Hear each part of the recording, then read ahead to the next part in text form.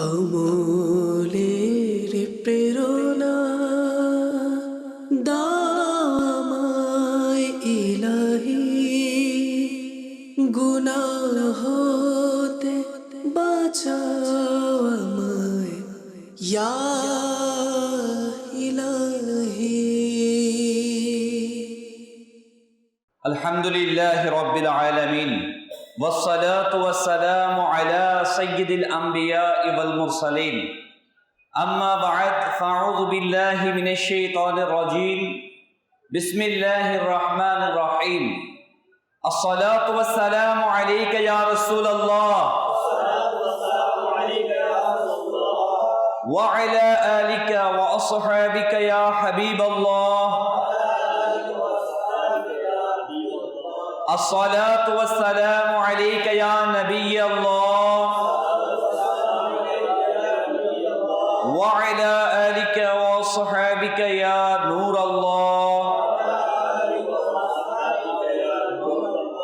نويت سنة الاعتكاف। প্রিয় ইসলামী ভাইরা ও মাদানী চ্যানেলের দর্শকবৃন্দ, দুরূদ শরীফের অগণিত ফজিলত ও বারাকাত রয়েছে। আমরা প্রতিনিয়ত এই দুরূদ শরীফের ফজিলত শুনে আসছি, আর এটা প্রতিনিয়ত বলা হয়। উদ্দেশ্য এটাই, যখন বারবার আমার প্রতি কোনো বিষয়ে জানান দেওয়া হবে তখন আমাদের হৃদয়ের মাঝে সেটা গেঁথে যাবে, আর সেটা যেন আমরা অভ্যস্ত হয়ে যাই।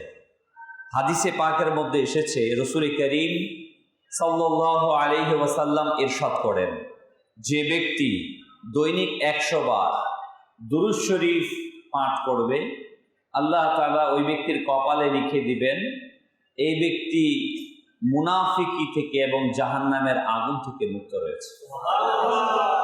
কত বড় সুসংবাদ! এবং বলা হয়েছে কিয়ামতের দিন যে দৈনিক 100 বার দুরূদ পড়বে, কিয়ামতের দিন ওই ব্যক্তিকে শহীদদের সাথে উঠাবে। প্রিয় ভাই, কত বড় অফার, কত বড় অফার, সুযোগ! কিন্তু আমরা কিন্তু খেয়াল করি না, আমরা অমনোযোগী হয়ে যাই।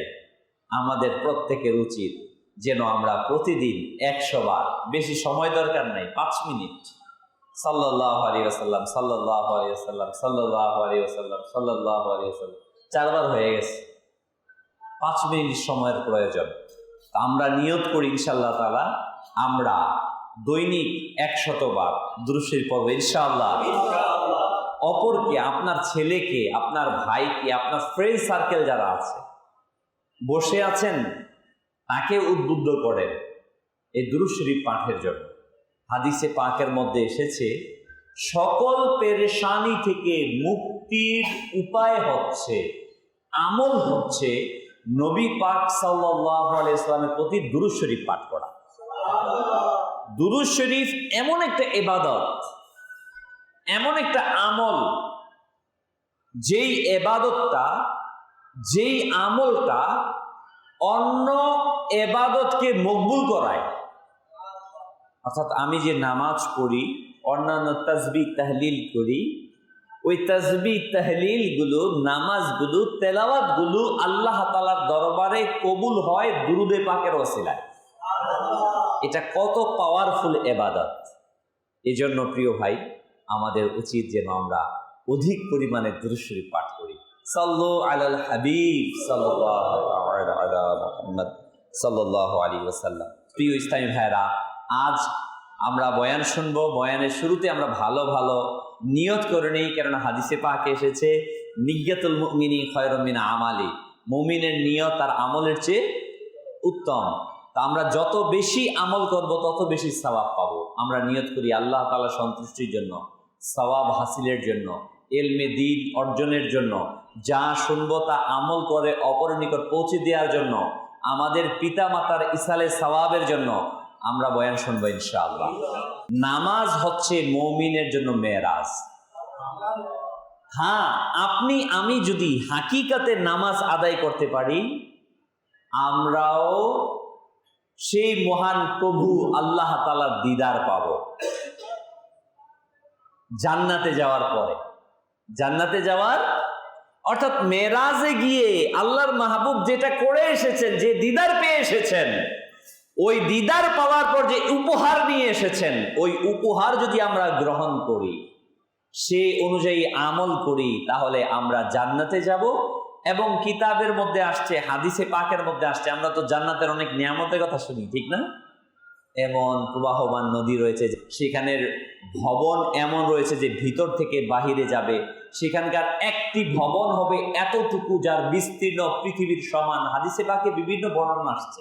সেখানে একটা গাছ যার বিস্তৃত হবে 500 বছর।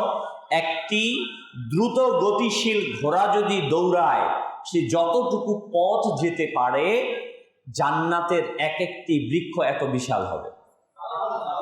কিন্তু প্রিয় ভাই, এই সব নিয়ামত আল্লাহ তাআলার কাছে নগণ্য, ছোট।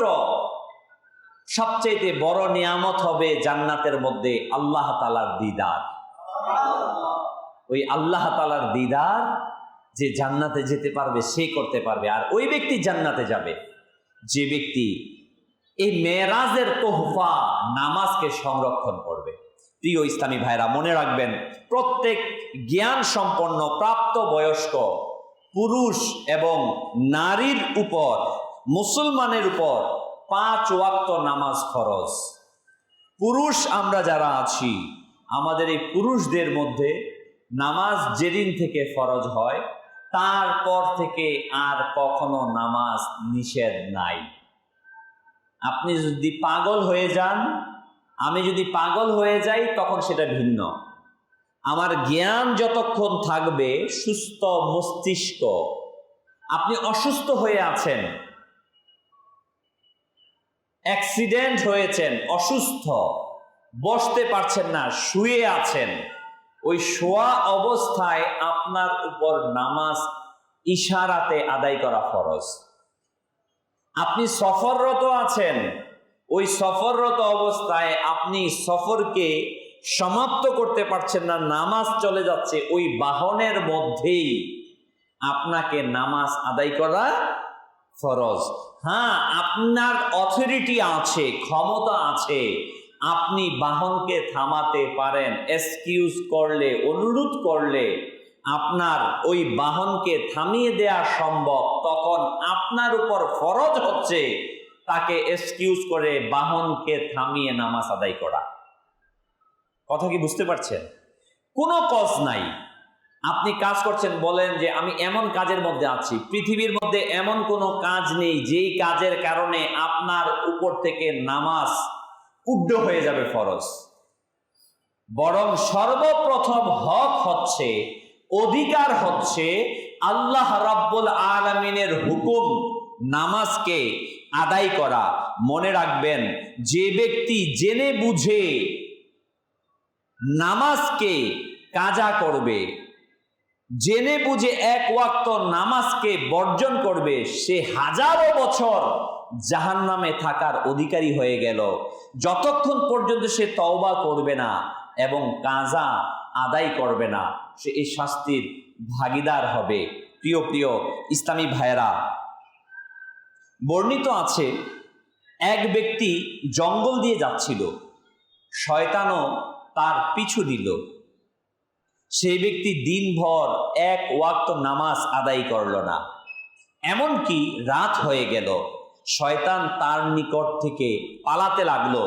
সেই ব্যক্তি আশ্চর্য হয়ে ওই শয়তানকে জিজ্ঞাসা করলো, তোমার পলায়নের কারণ কি?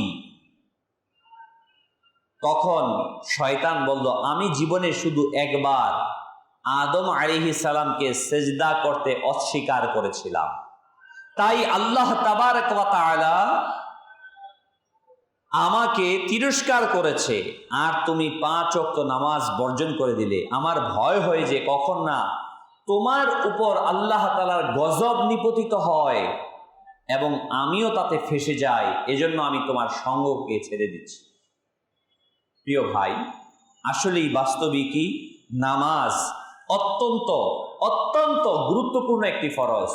বলা হয়েছে আস-সালাতু ইমাদুদ্দিন, অর্থাৎ নামাজ হচ্ছে দ্বীনের খুঁটি, বিল্ডিং এর খুঁটি এটা আছে। এই খুঁটিকে যদি কেউ ভেঙে ফেলে, সরিয়ে দেয়, যেমনই ভাবে এটা স্থির থাকবে না, এমনই ভাবে বলা হয়েছে অমুসলিমদের মাঝে আর মুসলমানের মাঝে পার্থক্য হচ্ছে নামাজ। এই নামাজের মাধ্যমে পার্থক্য হয় মুসলমান এবং অমুসলিমদের বাহ্যিক আমল। হাদিসে পাকের মধ্যে এসেছে যে কিয়ামতের দিন সর্বপ্রথম আল্লাহ তাবারক ওয়া তাআলা নামাজের হিসাব নেবেন। আপনি কি নামাজ আদায় করেছেন কিনা? আল্লাহ তাআলা আপনি একবার সুবহানাল্লাহ বলবেন, একবার সুবহানাল্লাহর বিনিময়ে দান করবেন। আপনি একবার আল্লাহকে আল্লাহ বলে ডাকবেন, এর বিনিময়ে দিবে। নিঃসন্দেহে আল্লাহ তাআলা রহমান। কিন্তু কথা হচ্ছে আমরা নফলটা করি, ফরজটাকে ছেড়ে দেই। এটা আমাকে নিশ্চিত করতেই হবে। শুনুন সুবহানাল্লাহ। হযরতে সাইয়্যিদুনা আবু দারদা রাদিয়াল্লাহু তাআলা আনহু বলেন, আমাদের প্রিয় আকা সাল্লাল্লাহু আলাইহি ওয়াসাল্লাম আমাকে উপদেশ দিয়েছেন যে কাউকে আল্লাহর অংশীদার বানাইও না। যদিও তোমাকে টুকরো টুকরো করে দেয়া হয় বা জ্বালিয়ে দেয়া হয়, ফরজ নামাজ জেনে বুঝে ছেড়ে দিও না, বর্জন করো না। কেননা যে জেনে শুনে নামাজকে বর্জন করে দেয় তার থেকে নিরাপত্তাকে উঠিয়ে নেওয়া হয়। এবং কখনো মদ পান করো না, কেননা এটি সকল মন্দের মূল।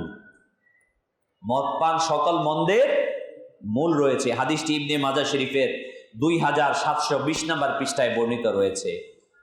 হাদিসে পাকের মধ্যে বর্ণিত রয়েছে রাসূল করিম সাল্লাল্লাহু আলাইহি ওয়াসাল্লাম ইরশাদ করেন, যে ব্যক্তি নামাজকে ছেড়ে দিল সে আল্লাহ তাআলার সাথে এই অবস্থায় সাক্ষাৎ করবে যে তিনি তার প্রতি গজব অবতরণ করবেন। আপনি আমি আল্লাহ তাআলা যদি গজব দেয় আমরা কি মুক্তি পেতে পারি? কারো ক্ষমতা আছে? কোন সৃষ্টির কোনো ক্ষমতা আছে? এই যে স্বাভাবিক ছোট্ট একটা ভাইরাস আল্লাহর সৃষ্টি ছেড়ে দিছে, সামান্য না, করোনা, কেউ কিছু করো না, করার ক্ষমতা নাই, শান্ত হয়ে গেছে। আল্লাহ তাআলা যখন চাচ্ছেন আবার সেটাকে কমিয়ে দিচ্ছেন। আল্লাহ তাআলা আকল দিচ্ছেন। পৃথিবীর সকল শক্তি দেখেন তো, একটা সামান্য করোনা ভাইরাস যেটা চোখেও দেখি না, এটার এত ক্ষমতা, এত পাওয়ার, সারা পৃথিবীকে স্থির করে দিল। যদি কোনো দেশের কারণে, কোনো শক্তির কারণে, কোনো রাষ্ট্রের কারণে পুরা পৃথিবীতে অবরোধ করতো, তাইলে সবাই মিলে তারা কি করত? মেরে ফেলতো না? যত পারমাণবিক বোমা ওই দেশের মধ্যে ফালাইতো, ঠিক না?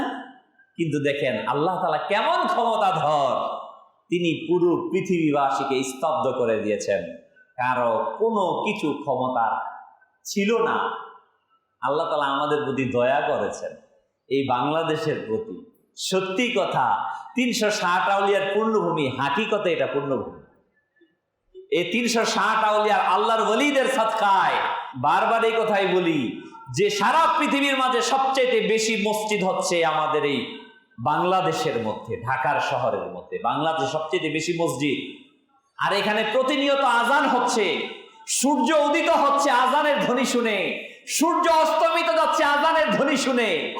এবং হাদিসে পাকে আসছে যেখানে আজান হয় আল্লাহ তাআলা বালা মুসিবতকে দূর করে দেয়। এটার বাস্তব প্রতিফলন আমরা দেখলাম যে সবাই, গবেষকরা বলেছে বাংলাদেশের অস্তিত্ব, যেখানে পৃথিবীর সেরা সেরা দেশগুলো, ইউরোপের মতো দেশ, আমেরিকার মতো দেশ, যারা আধুনিক সকল কিছুকে ব্যবহার করছে, আর কোথায় আমরা, যেখানে হাসি দিলে 10-15 জন এমনি একসাথে মিলে থাকি আমরা। বাস্তব না? এই যে এখনো বাসের মধ্যে যায়, একজনের শরীরের সাথে একজনের ঘাসা, যে এটা শুধুমাত্র আল্লাহ তাআলার দয়া ছাড়া এই বাংলাদেশের মানুষকে কোনো প্রোটেস্ট দিয়ে বাঁচানো সম্ভব হয় নাই। আসলে হাকিকতে এটা হচ্ছে এখানে যে আজান হয়, এখানে যে আল্লাহ তাআলাকে সেজদা করা হয়, আল্লাহ তাআলার দয়া রহমত অবতীর্ণ হয়েছে। প্রিয় ইসলামী ভাইয়েরা, আমরা শুনছিলাম হাদিসে কারিমা, সুবহানাল্লাহ, যে নামাজ ছেড়ে দিল তবে সে তার পরিবার পরিজন এবং সম্পদকে কমতি করলো। আল্লাহ তাআলার পক্ষ থেকে এটা ঘোষণা। আপনি সম্পদের বরকত চান, ভাই ব্যবসা করেন, ভাই সময় নাই গা ভাই, কাস্টমার এমন সময় আসে যখন নাকি মাগরিবের সময়টা হয়, বলি না আমরা।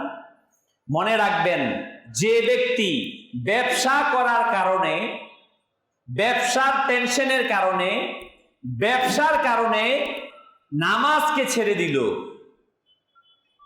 কিয়ামতের দিন ওই ব্যক্তিকে কারুনের সাথে রাখা হবে। যে রাষ্ট্র চালনার জন্য নামাজকে ছেড়ে দিল, ফেরাউন, হামান, আব্দুল্লাহ বিন উবাই, অর্থাৎ বড় বড় কাফের, কেউ ব্যবসায়ী ছিল, কেউ রাষ্ট্র পরিচালনা করত, কেউ দেশ চালাতো, কেউ চাকরি করত, মন্ত্রী ছিল।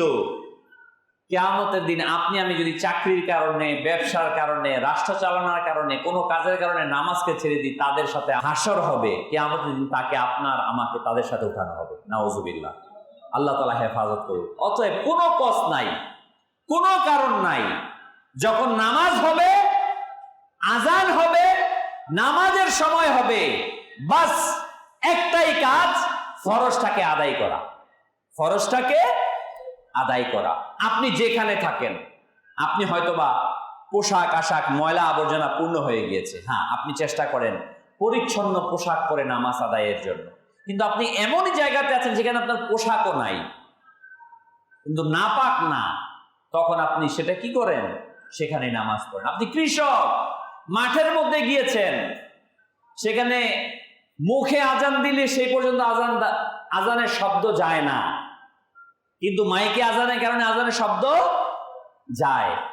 জামাত ওয়াজিব হচ্ছে তার জন্য, মুখে আজান দিলে যদি আজানের শব্দ যতটুকু পরিমাণ এরিয়াতে যাবে, ততটুকু এরিয়ার উপর, মুসলমানের উপর জামাতে এসে নামাজ আদায় করা ওয়াজিব। আদায় করতে হবে না তো গুনাহগার। কিন্তু এতটুকু গ্রামে চলে গিয়েছেন, চকের মধ্যে কাজ করছেন, আজান দিচ্ছে, আপনি হাতাইলের মধ্যে গামছা বিছিয়ে নামাজকে শুরু করে দেন। আপনি সফরে আছেন, সেখানে নামাজকে শুরু করে দেন। আপনি ব্যবসা করছেন দোকানের মধ্যে, কারণ আল্লাহ তাবারক ওয়া তাআলা তার মাহবুব সরকার দো আলম সাল্লাল্লাহু আলাইহি ওয়াসাল্লামের ওয়াসিলাতে এই জমিনকে পবিত্র করে দিয়েছে। আপনি যেই জমিনের মধ্যে নামাজ আদায় করবেন, আল্লাহ তাআলা তা কবুল করে নেবে। প্রিয় ইসলামী ভাইয়েরা, সুবহানাল্লাহ, সুবহানাল্লাহ। হাদিসে পাকের মধ্যে এসেছে, প্রসিদ্ধ মুফাসসির কোরআন হাকিমুল উম্মত মুফতি আহমদ ইয়ার খান নাইমি রাহমাতুল্লাহ আলাইহি বলেন, যে নামাজি আল্লাহ তাআলার নিরাপত্তায় থাকে না, নামাজের বরকতে মানুষের দুনিয়া বিপদ আপদ থেকে, মৃত্যুর সময় মন্দ মৃত্যু থেকে, কবরের পরীক্ষা ফেল হওয়া থেকে, হাসরের বিপদ থেকে আল্লাহ তাআলার অনুগ্রহে নিরাপত্তা দান করবেন। আপনি ঈমানের সাথে মৃত্যুবরণ করতে চান, তাহলে আপনাকে নামাজ আদায় করতে হবে। কবরের আযাবের ব্যাপারে আসছে, প্রত্যেক ব্যক্তিকে, আপনাকে আমাকে যখন কবরে রাখা হবে, নেককার কিংবা বদকার, সবাইকে কবরে সে চাপ দেবে।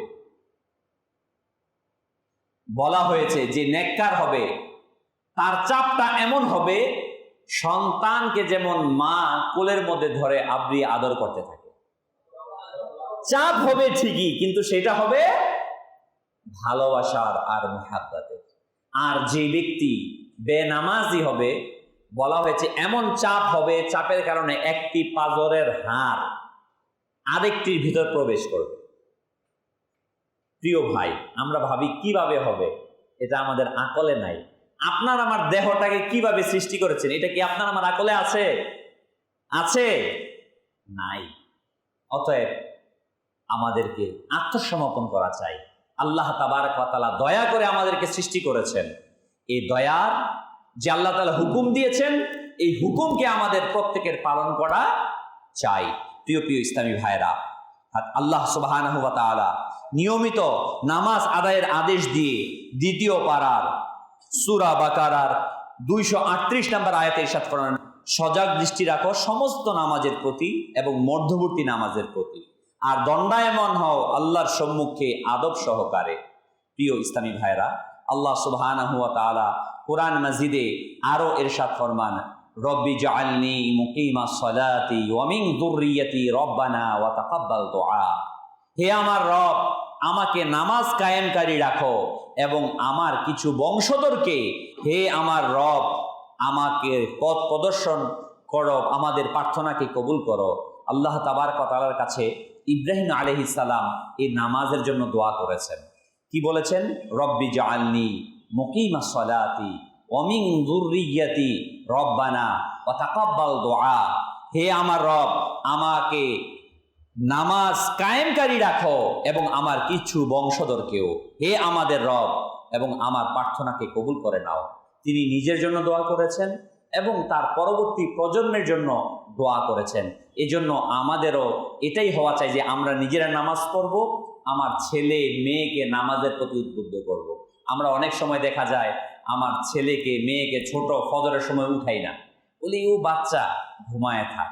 না, যখন 7 কি 8 বছর হয়ে যাবে তখন থেকে এই ছেলে মেয়েকে আপনি অভ্যস্ত করেন, চেষ্টা করেন, শুরু করে দেন তাকে প্র্যাকটিস করানো নামাজের জন্য, ডাকতে থাকেন।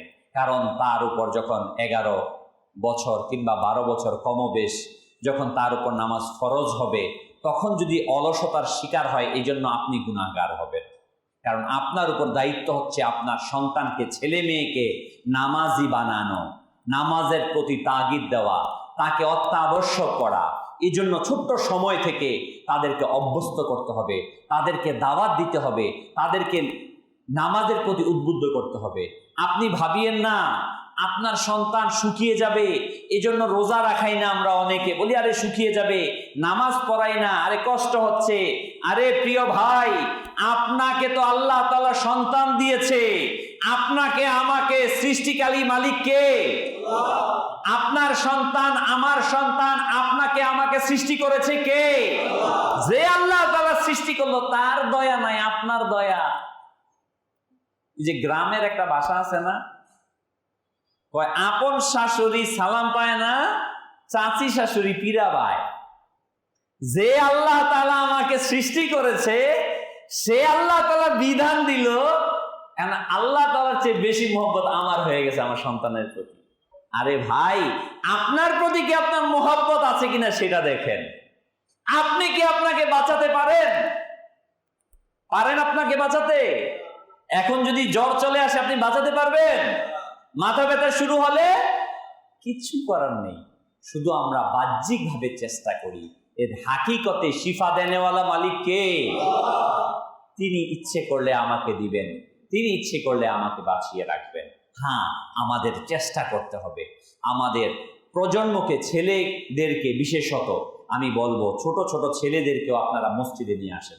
হ্যাঁ, এরকম অপ্রাপ্তবয়স্ক ছোট ছেলে মেয়ে যারা অবুঝ, চিল্লা আওয়াজ শুরু করে দেয় বেশি রকম, কিংবা নাপাক করে দিবে মসজিদকে, প্রস্রাব করে দিবে, হ্যাঁ, ওই রকম বয়সের না।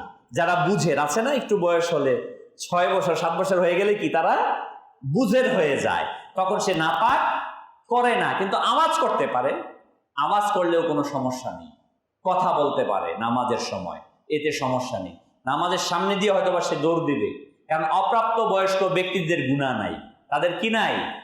গুনাহ নাই। আপনি তাকে নিয়ে আসবেন, আপনি তাকে আনলে এই জেনারেশন তৈরি হবে, জেনারেশন তৈরি হবে, সে নামাজের প্রতি আকৃষ্ট হবে।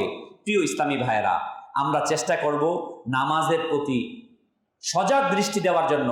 আপনার স্ত্রীকে, আপনার মাকে, বোনকে, তাদেরকেও চেষ্টা করেন নামাজি বানানোর জন্য। প্রিয় ইসলামী ভাইয়েরা, আমরা আবার অনেকে নামাজ পড়তে আসি কিন্তু খুব আমাদের তাড়া থাকে তাড়াতাড়ি বের হয়ে যাওয়ার জন্য। হাদিসে পাকের মধ্যে এসেছে যে মুমিন ব্যক্তির জন্য মসজিদ হচ্ছে তেমন যেমন মাছের জন্য পানি, পানির মধ্যে মাছ যেমন, আর মুমিনের জন্য মসজিদ। বুঝতে পারছেন বিষয়টা? অর্থাৎ মাছ, তাকে যদি ডাঙ্গায় উঠান, শুকনায় উঠান, তাহলে সে কি করবে? ধরপড় করতে থাকবে। ঠিক অনুরূপ মুমিন ব্যক্তি মসজিদের বাহিরে গেলে এমন করবে, আর ভিতরে আসলে ঠান্ডা হবে। আর মুনাফিক হচ্ছে মসজিদের ভিতর এমন যেমনই ভাবে ডাঙ্গার মধ্যে মাছ যেমন। অর্থাৎ মুনাফিক যখন মসজিদে আসে তখন সে অস্থির হয়ে যায়, কতক্ষণে মসজিদ থেকে বের হব। এখন আপনি নিজেকে এবার ওজন দেন, আপনার হাল মুমিনের মতো না মুনাফিকের মতো? আমি আমাকে এবার বিচার করি, মসজিদে আসলে আমার মন স্থির হয় না অস্থির হয়? যদি স্থির হয় তাহলে বুঝবো আমি মুমিনের কাতারে উঠতে যাচ্ছি, আর যদি অস্থির হয় তাহলে বোঝা যাবে আমি সেখানে আছি, আমাকে সেখান থেকে বের হয়ে মুমিনের কাতারে আসতে হবে। প্রিয় ভাই, আমরা যেন চেষ্টা করি, বিশেষত আমরা জুমার নামাজের সময় অনেকে তাড়াহুড়া করি, ফরজ পড়ে অনেকে দৌড় দিই, অনেকে এই কাজ করি না? এক আলিম সাহেব একটা ঘটনা বর্ণনা করছে, সুন্দর ঘটনা। এক লোক মান্নত করছে, হে আল্লাহ, আমার যদি এই কামটা পূর্ণ হয়ে যায় আমি শয়তান রে 10টা টাকা দিব। কারে দিব? শয়তান রে। মনে রাখবেন, সব মান্নত করলেই কিন্তু মান্নত পূরণ করতে হয় না, এটা মনে রাখবেন। শরীয়তের কিছু বিধান আছে, মান্নত করলেও সেটার লিমিট থাকতে হবে শরীয়তের। কিন্তু ওই ব্যক্তি যখন নাকি এই নিয়ত করছে, করার পর কাজ তো হয়ে গেছে। ওই যে প্রবাদ আছে না, ঝড়ে বগমরে ফকিরের কেরামতি বাড়ে। অনেক সময় অনেক কাজ হয়ে যায়, হয়ে যাওয়ার পর এখন সে গেছে ইমাম সাহেবের কাছে, হুজুর আমি তো মান্নত করছি শয়তান আমি 10 টাকা দিব, শয়তান তো আমি খুঁজে পাই না, শয়তান পাবো কই? হুজুর অত বিপদে পড়ছে। সে এলাকার আবার মোটামুটি যুবক ছেলে, চিন্তা করছে আমি যদি এর সমাধান না দেই তাইলে কিন্তু আবার সমস্যাও করতে পারে, কি করা যায়? হুজুর তখন সমাধান দিল, জুমার দিন তুমি এক কাজ করবা, তুমি গেটের সামনে বসে থাকবে, এখানে যে একের সবার শেষে আসে আবার সবার আগে যায়, এর তুমি 10 টাকা দিয়ে দিবা, তোমার মান্নত পূর্ণ হয়ে যাবো। ঠিক আছে হুজুর। জুমার দিন এক বৈশা রয়েছে গেটের সামনে, যে মাতবর সাহেব একের সবাই যখন হুজুরে আরবি খুতবা পড়াও একের শেষ করে লাইছে, এই সবাই ফাঁক করে দিয়ে একের সামনে আগে বসে সবার শেষ। হুজুর সালাম ফিলা মুনাজাত দিতে না দিতে ফাঁক করে আবার যাইতেছে গা। ওই ছেলে রাগিছে, মাতবর সাহেব একটু খারাপ দাঁড়াইছে, আমি 10 টাকা বাইর করে দিছি। কি রে ঘটনা কি, তুই আমার 10 টাকা দিলি কেন? কয় মাতবর সাহেব কোন যাইব না, কয় না তোর কই দিব। মাতবর সাহেব আমি তো মান্নত করছিলাম যদি আমার এই কাজটা হয় তাহলে আমি শয়তানরে 10 টাকা দিব। তা আমার হুজুর কইছে যে সবার শেষে আগে যায় হেরে 10 টাকা দিতে, কারণ শয়তানে হেরে সবার শেষে আনে আর সবার আগে বের করে দেয়, তার মানে সে হলো শয়তানের প্রতিনিধি, এর কাছে দিলে আদায় হয়ে যাবে। তখন মাতবর সাহেব বুঝে লেছে ঘটনা কি, এরপরের থেকে সে ঠিক হয়ে গেছে। তো আমরাও যেন শয়তানের প্রতিনিধি না হই, আমরা যেন ঠিক মতো, প্রিয় ভাই দেখেন সত্যি কথা, আমরা অযথা, একেবারে অযথা শুধু সময়কে ওয়াজ করে বসে বসে, ঠিক না? আপনি কয় ঘন্টা সময় আপনার জন্য কাজ করেন বলেন তো? 10 ঘন্টা, 12 ঘন্টা, 14 ঘন্টা, কয় ঘন্টা করেন? ফ্যামিলিকে কয় ঘন্টা সময় দেন? এখন সময় দিয়ে আমরা বেশি হলো মোবাইলে, ঠিক না? ইয়াং জেনারেশন তো মেজরিটি, বয়স্ক বাবারাও একটু কম, হেরা আবার টেলিভিশন ইত্যাদি, সবাই না, আমি মেজরিটির কথা বলতেছি। বাস্তব কিনা ভাই? এটাকে আপনি একটু কম সময় দেন, একটু আল্লাহ তাআলার ইবাদতে মশগুল হন, ফ্যামিলিকে একটু সময় দেন, মোবাইল টেলিভিশন বন্ধ করে দিয়ে কিছু সময় মায়ের সাথে বসে গল্প করেন, মাকে জিজ্ঞাসা করেন মা আপনি ছোট সময় কি করছেন, ঘটনা শুনেন তাদের কাছ থেকে, মন খুশি হবে। মনে রাখবেন, আমরা অনেকে মনে করি মাকে একটু ভালো খাবার দিয়ে দিলে, ভালো পোশাক পরে দিলে আমি মায়ের অধিকার পূর্ণ করে দিলাম। না ভাই, এই সময়টা অনেক কঠিন একটা সময়, যখন বৃদ্ধ হয়ে যায় মানুষ, নিঃসঙ্গ হয়ে যায়, কেউ তাকে সঙ্গ দিতে চায় না। আপনি যদি আপনার মার সাথে 1 ঘন্টা বসে কথা বলেন, দেখবেন আপনার মা কত খুশি হয়ে গেছে। সত্যি কথা, এই সময়টা আপনারও আসবে একদিন, যদি আল্লাহ তাআলা আপনাকে হায়াত দেয়। আপনি আপনার মায়ের সাথে, বাবার সাথে যেমন আচরণ করবেন, ঠিক তেমন আচরণ হবে আপনার সাথে। আপনি মসজিদে আসছেন, একটু সময় দেন, বসে থাকেন, একটু বসে আল্লাহ তাআলার জিকির করেন, দেখবেন ইনশাআল্লাহ তাআলা এর ওসিলাতে কামিয়াব হয়ে যাবে। আল্লাহ সুবহানাহু ওয়া তাআলা তার প্রিয় মাহবুব সাল্লাল্লাহু আলাইহি ওয়াসাল্লামের ওসিলায় আমাদেরকে 5 ওয়াক্ত নামাজ আদায় করার তৌফিক দান করুক। আমিন বিজাহি নবীল আমিন সাল্লাল্লাহু আলাইহি ওয়াসাল্লাম। আমলের প্রেরণা দাও আমায় ইলাহি, গুনাহ হতে বাঁচাও আমায় ইয়া